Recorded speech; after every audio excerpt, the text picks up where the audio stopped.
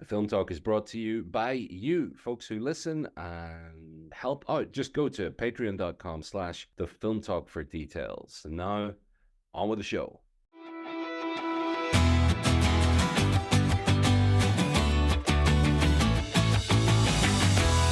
Oh, folks, this might be a controversial show. Controversial is it going to end our friendship? Ladies and gentlemen, welcome once again to that ongoing conversation, almost 20 years now, about movies and their meaning. It's the Film Talk. I'm Jett Lowe. I'm Gareth Higgins. The conversation never ends. And as Jett would say, it's a big show. It's a huge show. It's a gigantic show. It's an enormous show. As huge as M. Night Shyamalan's talent. Let us not be trapped by the enormity of that talent as we talk about his new film, Trap, T-R-A-P, Trap. Yes, with Josh Hartnett as a no spoilers, but it's in the trailer. Serial killer who's taking his daughter to an arena concert, and then after we discuss Trap, dear listener. For the subscribers among you, and who doesn't want to be a subscriber? For the subscribers among you, you don't want to be a subscriber, you do want to be a subscriber. Are you a subscriber to the Film Talk? I do pay for the Film Talk. You yes. do. It's you only do right. Yes, in soul dollars, we pay for the Film Talk, but it gives so much back. For those of you who are subscribers, we'll have a deeper discussion about M. Night Shyamalan's work in general, and two of his films in particular. Our favorites. The one that is Jett's favorite, the one that is my favorite. You'll have to wait to find out what they are. But we're going to talk about Trap first of all. Jett, do you want to say anything else about Trap before we hear a clip that I believe we have? Yes, that's correct. We do have a clip. I mean, folks, Trap is one of those films that really answers that immortal cinematic question. What if Hitchcock's daughter, Patricia Hitchcock, wasn't really an actress but a pop singer? How different would Strangers on a Train have been? Trap answers this. We've got a clip. This is Josh Hartnett. He's trying to be a good dad. The problem is that he's also a serial killer, and the police organized and the FBI organized by, I guess you could say, we've got Helen Mirren at home. No, Haley Mills, wonderful. They've got a concept, they've got an idea. Hold on. Were you just confusing them because they have the same initials? Haley Mills and Helen Mirren? No, that's a bonus. Yes. No, it's older lady with English accent. We see her from behind. Right. I'm thinking, do they wish they could have gotten Helen Mirren? No, they got Haley Mills. Well, I mean, she was in a film called The Parent Trap. So many layers. That's many the levels. Reason. There's a reason why. Little joke there. Josh Hartnett, serial killer. He's been trapped in a pop star's concert. Pop star played by a very talented actress, singer, played by M. Night Shyamalan's daughter. He's trapped at a concert with his daughter as the police try to get him. He's a serial killer, the butcher. Let's listen in. What's with all the police trucks outside? The cameras everywhere, Jamie. I'm not supposed to tell. Something happening? Don't rat me out. I won't. You know the butcher? The freaking nut job that goes around just chopping people up? Well, the feds or whatever heard that he's gonna be here today, so they set up a trap for him. This whole concert, it's a trap. They're watching all the exits, they're checking everyone that leaves. There's no way to get out of here. And that is Trap, featuring Josh Hartnett as the almost anonymously named Cooper, with Ariel Donahue as Riley and Salika Night Shyamalan as Lady Raven, the pop star whose concert turns out to be a front for this attempt at taking down this person who's been doing these horrendous, terrible things to people, and apparently having a network of suburban houses in which to do it. So, okay, I know you're dying to know, Jett. What did I think about Trap? Gareth Higgins goes to the Film Talk for many years. What did you think about M. Night Shyamalan's thriller, Trap? Well, I'm going to say it's less than the sum of its parts, but some of those parts are tremendously entertaining. The whole the setup of the thing, the sense of place, the fact that this feels like a recognizable city, the arena has texture and proportion to it, and this central performance by Josh Hartnett is actually really quite good. I believed in him as both a suburban dad trying to be a good dad and as someone with an absolutely horrendous, I mean, there aren't words to describe it, secret about these evil things that he's doing to people. I absolutely believed him in the role, along with his performance and I don't know, the context of the piece. It's also quite funny in places. And I think this is the primary mistake, the category error that people make when judging Shyamalan's films. They take him as seriously as they think he takes himself. And I think from day one in his career, he's always had a light touch about some things, and also a kind of a heartfelt thing as well. If you look at The Sixth Sense, Unbreakable, particularly The Village, there is compassion in this guy's films. And the last thing I'll say now, just by way of kind of opening, is Hitchcock's the right comparison. I mean, it's B-movie Hitchcock. Clearly, Hitchcock is one of the angels or imps on Shyamalan's shoulder. There's a lot of kind of great, great's too strong. There's a lot of good camera work. There's a lot of kind of smart, snappy editing. There's a lot of kind of entertainment to be had in this film. What matters more to me is whether or not it comes together well. I don't think it does.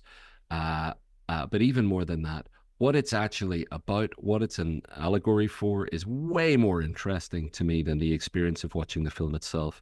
And I look forward to getting into that with you later on. But that's generally my feeling. I don't like saying this often, but what's that? It's well, it's a film that's made in good faith, but I think it's less than the sum of its parts. There are some things that are patently ridiculous in it, and it still has something meaningful to say.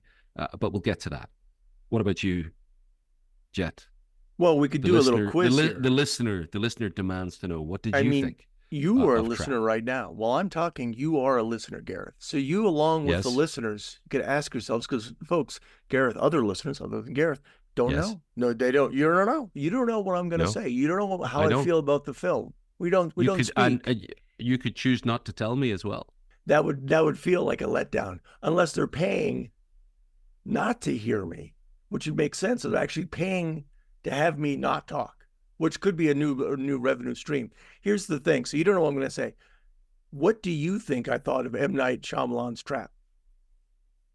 I think that I think you loved every second of it. Loved it. I loved every second. And I think that's because you decided 2 minutes into it that it's a comedy, and you were going to treat it as a comedy, and that it was the kind of psychological horror analog to the church lady skit in SNL, in the sense that the church lady skit is ridiculous, over the top, absurd, and also kind of takes place in the real world.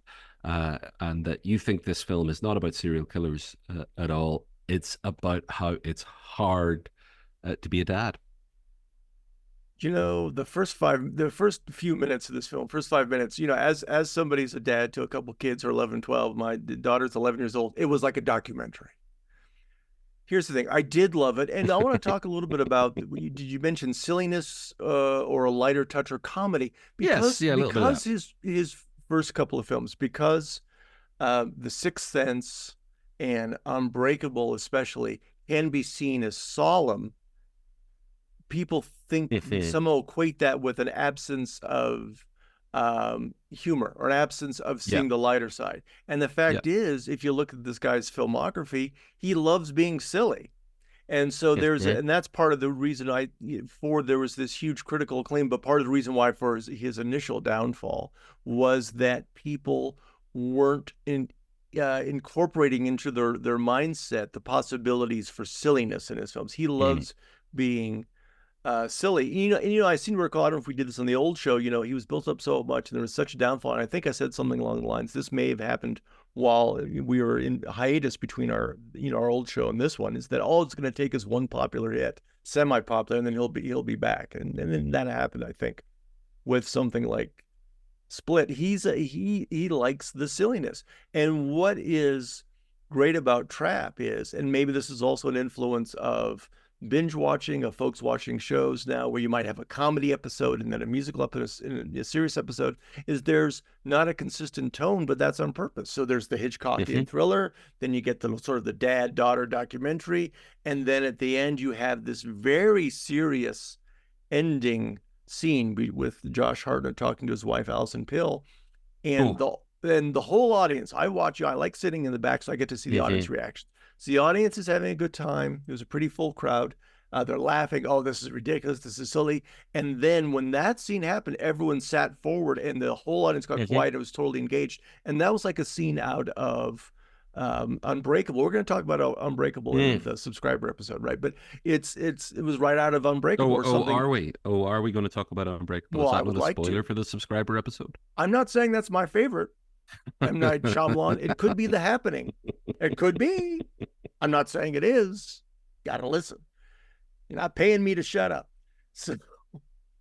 So it is very nimble. He's a very nimble director. We can talk about his use of the camera, which is wonderful in all of his movies. But he's a very nimble director, so he's able to do, like, this is going to be the Hitchcockian's bit, right? And then this is going to be the serious drama, and this is going to be the lighthearted, and this is going to be like something out of the great. Is it Carl Franklin, director? Yes. Who was in, oh goodness, what was that film? He directed Out of Time, right, with Denzel Washington, which is a great and kind One of False Move. And One False Move. The fun of those films, like when you watch Out of Time with Denzel Washington, is like your protagonist is flawed. He's very morally gray, and he's in a tricky situation. He's going to get caught, and so you enjoy watching how is he going to get out of these situations. So Trap has that as well, right, where you're identifying almost with Josh Hartnett. He's suburban dad. Oh no, he's going to get caught by the cops. Very famous scene, and we talked about Hitchcock. Very famous scene in Psycho. Anthony Perkins, his mom. Oh boy, his mom's a piece of work. His mom. No spoilers here for Psycho. His mom does something terrible. Anthony Perkins is cleaning up, puts a body in a car. The car goes in the swamp. You watch that movie with people who've never seen it, watching like at home or in a packed theater. When the car, he's trying to hide evidence of murder. When the car gets stuck in the swamp, the audience goes, Spoilers, yes, because you are now identifying with Anthony Perkins, like, oh God, he can't cover up the murder. All of a sudden, we become, culpable. Like, and the same thing happens in Trap. And in fact, Shyamalan does something very interesting where he has these point of view shots where you're the character looking at Hartnett and vice versa. You are Hartnett as people are engaging with him. Something like out of the show, Peep Show, or was it Buffalo 66? So it's really nimble that way. In the end, when he's talking with Alison Pill, he says, you feel like, spoilers, he's going to kill Alison Pill, but she asks just for a conversation, and she's going to serve him pie. They're going to eat pie. And after that, he's going to kill her. And he says, I can eat this in 5 bites. So what happens? People in the audience, you are counting the number of bites. You are absolutely counting the number of bites. It's really well done in that regard. Does that make sense, Gareth? Gareth Higgins. Well, I mean, and we haven't even talked about what the film means. I want to acknowledge that you feel that way about it. Oh, wow. And yes. I'm sorry you feel that way. No, it does. And I have no objections to what you've just said. Okay. And what landed on me deeper than those things you're talking about is how you can read this film as an allegory for how we deceive ourselves by the trappings, no pun intended, of middle-class suburban life, that we're not complicit in the suffering of others. In the case of Cooper's character, he has a literal person trapped in a basement. And this actually, the joke of this film, you'll remember the detail of this. I don't remember the exact words. Like, he makes a joke about this person who he's effectively torturing, and says something like he's into environmental sustainability or something like that. Do you remember he makes a joke about Spencer as a kind of, he's looking down this caricatured middle class. Everything's fine with me. I don't have any responsibility for my fellow people, and I say this as someone who'd certainly be perceived as middle class. So I feel like the film is turning a mirror on any of us who are not paying attention to the impact of our choices. It's just making it explicit in the form of he's dressed like a boring dad dress sense, friendly in a lot of ways. But I mean, at one point he pushes a girl down the stairs. That's actually the first time we see him actually do something cruel, and it is shocking. Actually, it is shocking. In fact, when he does it, I initially thought, did he really just do that? And from that point on, I was thinking, oh, this is about how the degree to which we opt out of interdependency, or try to opt out of interdependency, or kid ourselves that we're not interdependent, and the degree to which we aren't tuning into the power, privilege, and resources that we may hold and how we can use those to serve others, as well as not tuning into the needs we have and how we can, through community, ask for those needs to be met, is the degree to which we are like Cooper in this film. And I say we, I'm not saying you or they, because this film made me think about myself. I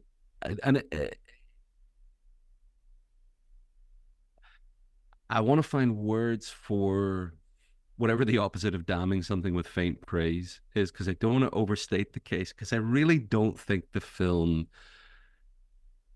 is... There's something unusual about M. Night Shyamalan's career, which we'll get into in the bonus part of the episode, which is to do with there is a dramatic heft to his earlier films that is not matched by his most recent films. And I don't know if that's he's gone off the boil, or frankly he may feel like he's become more nimble. That he may well be, and that this word you used, nimble, may be exactly what he's striving for. They're all beautifully crafted film, but there is a dramatic heft to The Village, to Unbreakable, to The Sixth Sense that I think is missing in later films. Well, I get that. We can talk about that again in the later show, the bonus half of this episode. But the thing which I was so striking, what's always going to sit with me about this film, is that there is this whole sequence right at the end of the film, which is out of his other films, which is out of The Village, which is out of Unbreakable, which is out of The Sixth Sense. And those films, his themes are about family and the broken relationships, or they're films that ask the connection, how to connect. And more specifically, how do you connect with the other in your life, who's your spouse, your partner, your lover? The close-ups of hands in films like Unbreakable, or in The Village. How do you connect with somebody else? Especially, how do you connect if we're broken, right? The reason, and we are all broken, and it's made explicit in Trap. He believes, Cooper, someone who's cooped up, right? Cooper believes, Josh Hartnett, that we're broken, that we're all in pieces. And he externalized that by cutting people up into pieces, right? So he is externalized. That's the way of his way of, rather than integrating himself as a whole, he externalizes this understanding his own broken soul by cutting up other people. So all of his films have that heft at some level, I would argue. That the heft of it's his way of trying to understand, or trying to ask the question, how do we actually deal with people? And the thing is, like, Cooper is this like suburban dad, and he's the guy. Cooper, you know what? I'm sure he loves watching Jack Reacher, right? He likes reading the Patterson novels. He probably loves the show. And why do these dads like Jack Reacher? It's very, very simple. Jack Reacher has no responsibilities. He is a drifter, comes from town. He's got a special set of skills. He gets the lady, solves the problem, and he moves on. And people like Cooper, or people like myself, have responsibilities. Doesn't matter if I'm having a bad day, does it? I still have to make sure the kiddos get to school. What if one of them is throwing a tantrum? or having problems, right? And so I fail as a dad. I fail every day. Does that make me want to have like a man cave? Sure. Guess where I'm recording this podcast right now? In a shed, man cave, lined with film books. And what does Cooper have? He's got a series of man caves. And what does he say in this movie? He says when he goes to his room that he rents, he's got a table and a chair, and he plans out his murders.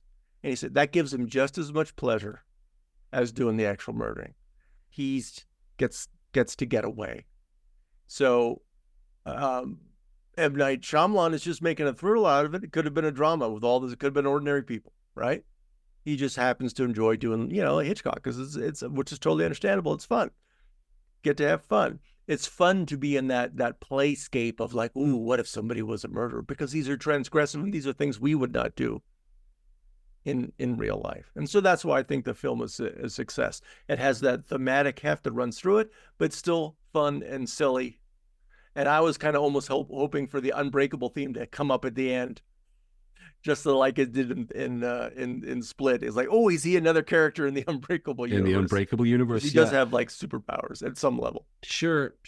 So let's just briefly look at this question. I mean, you mentioned Psycho, and Psycho's a film I have a great deal of ambivalence about because obviously at one level it's masterpiece. It's every frame is a work of art. It's exciting, it's scary, and it has something to say. And at another level, it's profoundly it could be read as profoundly prejudiced against people with certain kinds of mental health dynamics going on. Never mind trans people or anybody who doesn't occupy a cisgender reality.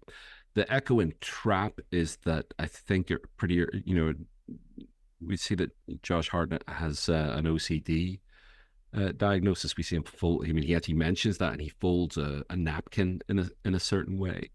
And I think it's important just to say, I'm tired of mental health diagnoses paralleling cruel behavior. I'm not just tired; it's risky to do that. Of course, it is the case that sometimes people with particular kinds of, psychological challenges also do bad things. But clearly, most of the time, they and we don't. And as someone who's, I've had my own experience with OCD, and my own experience with PTSD. I'm interested, as someone who loves Psycho as much as you do and who's well versed in these things, what's your thought on the use of mental health diagnoses that exist in the real world paralleling cruel, inhuman behavior in a narrative that some people are going to take literally? He literally has OCD, and it has literally contributed to him literally being a serial killer. Well, I've got two thoughts there. First of all, I wonder if that's an inside Shyamalan family joke. I wonder if he has OCD. Oh, if he has OCD itself. Yeah, I think that maybe. Right. I'm just curious. Sure. That was my first level watching. And that's a piece. Well, I don't mean to. I don't want to stop you, but that certainly in terms of the ethics of comedy, I've always felt that when you get into kind of tricky territory with comedy, once you find out a person is joking about themselves or about some suffering that they've experienced, it's a whole different matter. Much easier for a Northern Irish person to make jokes about the Troubles than to hear people who are not from here making jokes about the Troubles. So I've heard. Sorry, I can cut that out. Since I used to do a whole bit called The Troublings. Yeah. You were an adopted son of this land. I would like to apologize now for all the comedy material I did on another show of mine when I was directing over there in Northern Ireland on The Troublings. I wholeheartedly am. I'm older now and wiser.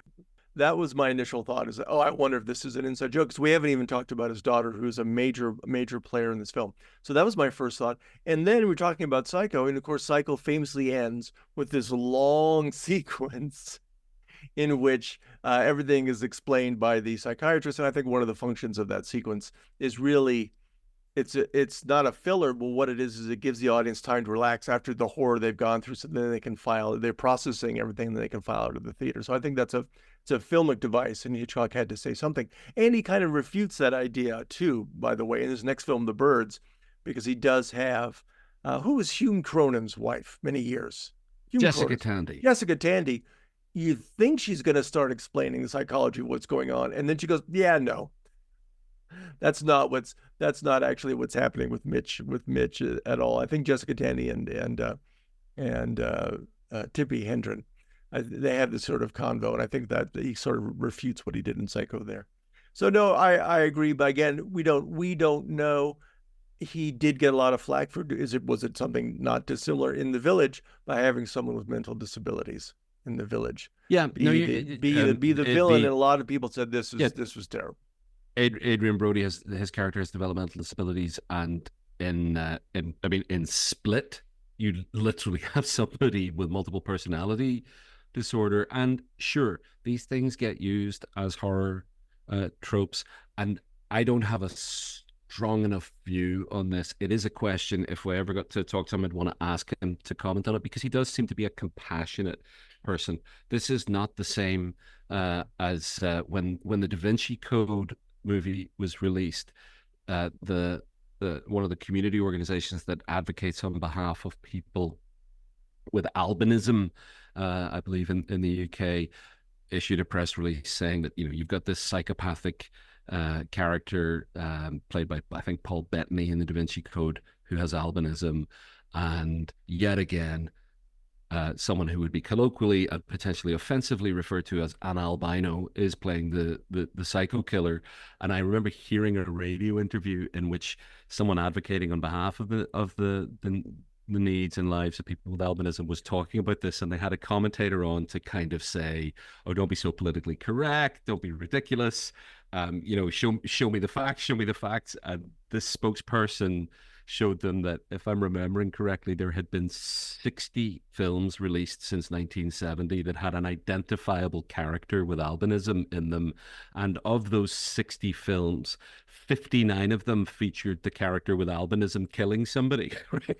And so at that point, credit to the commentator, she responded with, "Fair enough, you've got a point here." And there is something to be said about when psychological challenges are almost always in alignment with doing cruel things. It's worth talking about.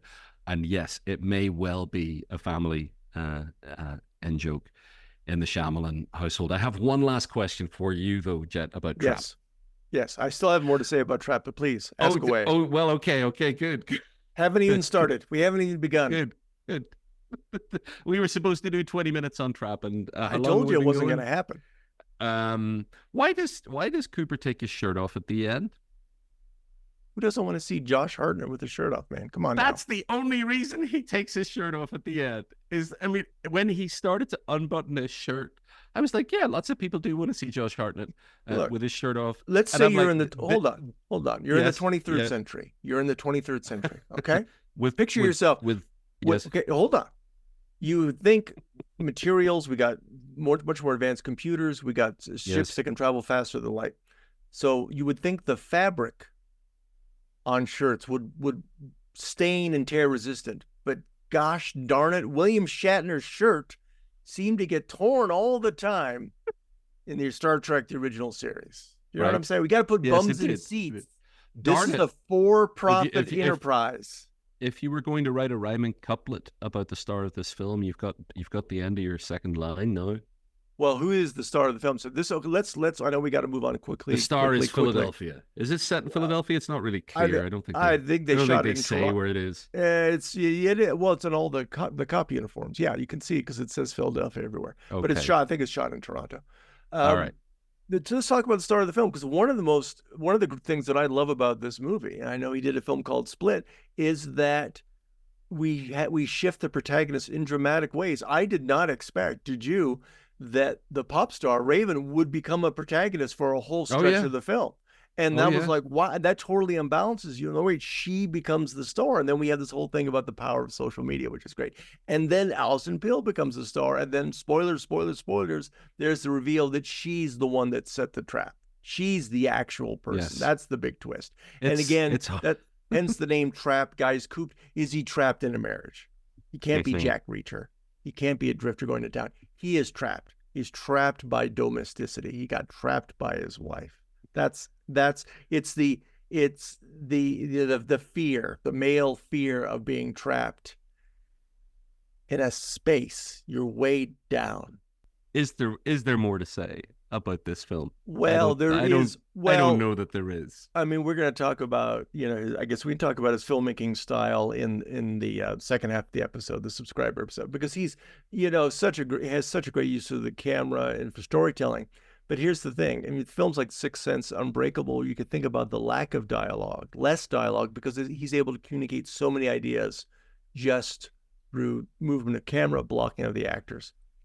In this film, there is the greatest example of a certain thing that I may have ever seen in movies. So, dear listeners, you ever watch a movie and then you'll hear somebody utter a line of dialogue, but you don't see their lips move because it's from behind or it's a wide shot, and they're saying something like, "We have to take this exit because, this is the red door," or they're explaining. It's like little bits of connective tissue. Like they decided in the edit, we need to explain something here.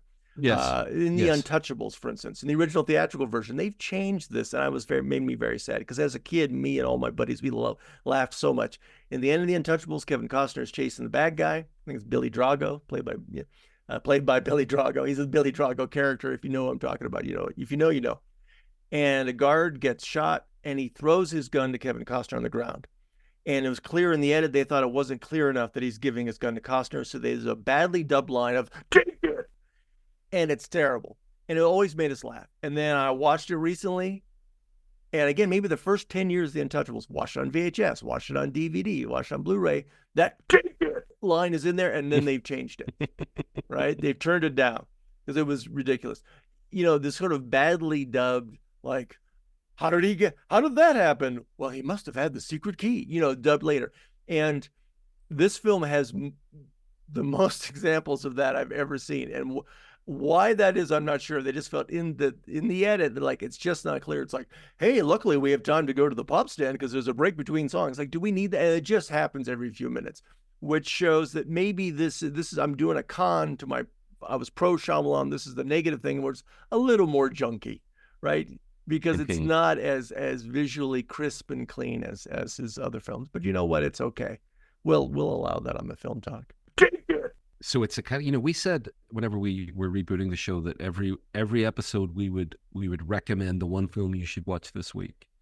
And if it wasn't a film that had just been released, we would recommend we're still working on the format here. An alternative film. So would you recommend Trap as the one film that people should watch this week?